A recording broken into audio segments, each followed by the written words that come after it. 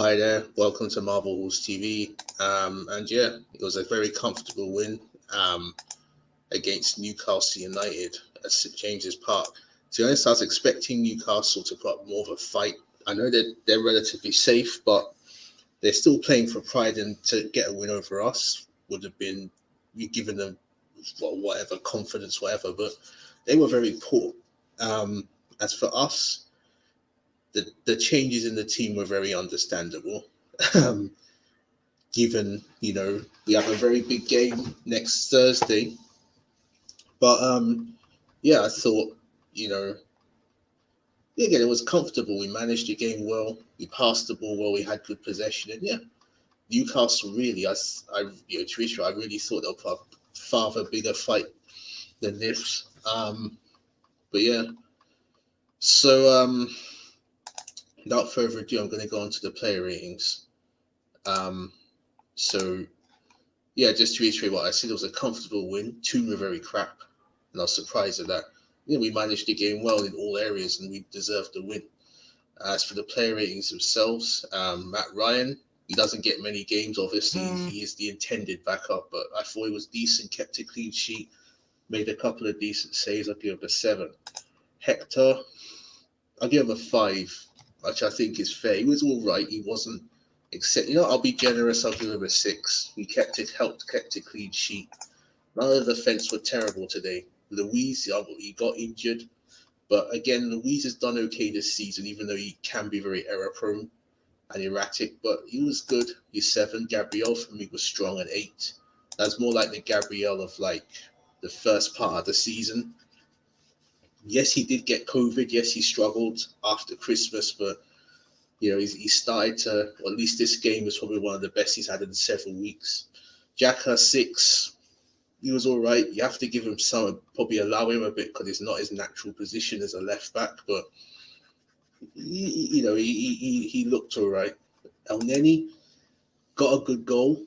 He always seems to score technically good goals for some reason, but he looks solid, and he seldom ever has a bad game. To be fair, but yes, you can say he's not good enough to be a starter. But as a squad player, I think he's welcome, and yeah, I'll give him a 7. Ceballos a 5. He wasn't shit, but didn't do much really.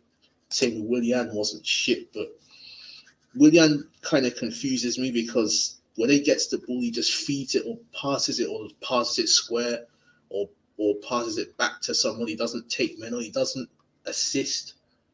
His set pieces at Chelsea were good, but Arsenal haven't really been that good. So, but I thought he was okay. I'll give him a 5. Aubameyang, I'll give a 7.